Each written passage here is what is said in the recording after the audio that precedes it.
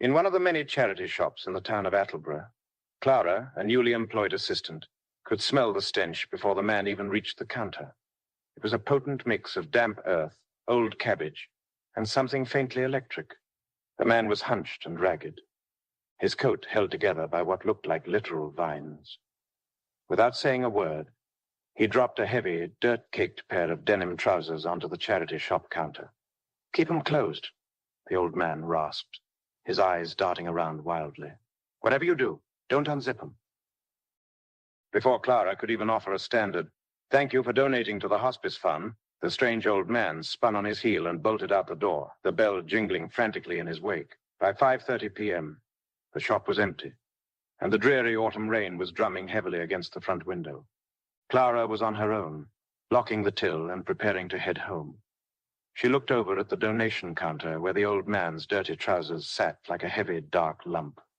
"Right, let's get you into the wash bin," Clara muttered to herself, pulling on a pair of thick rubber cleaning gloves. As she lifted the trousers, she noticed something bizarre. The metal zipper fly was vibrating.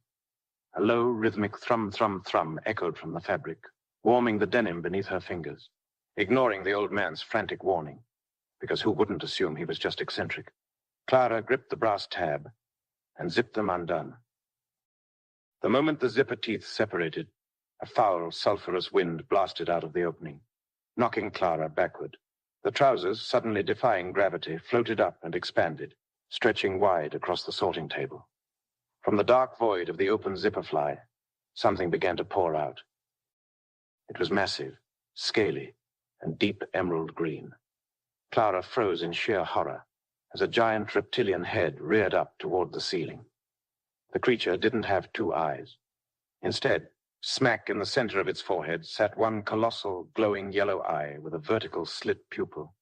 Its jaws snapped open, revealing rows of razor-sharp fangs dripping with venom.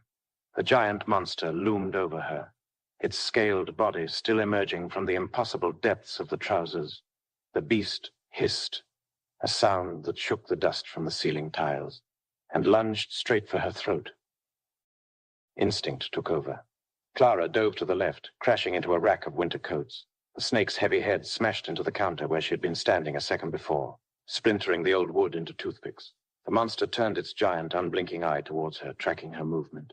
It coiled, preparing for another deadly strike. Clara scrambled backward, her hands wildly sweeping the floor for a weapon. Her fingers wrapped around a heavy-duty metal clothing rack pole that had come loose. As the snake struck a second time, jaws wide, Clara swung the metal pole with all her might. Clang! She caught the beast right on its snout. The snake shrieked, a piercing alien sound, and reeled backward. It suddenly looked pale and started to gag as if it was going to be sick. Knowing she couldn't outfight a giant monster forever, Clara looked past the threshing coils and saw the trousers still hovering on the table.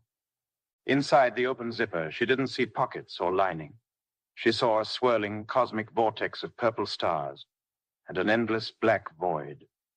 The zipper wasn't just a fastener, it was a gateway, a literal portal to another dimension. The snake recovered, its single eye flashing with rage. It reared back, ready to crush her.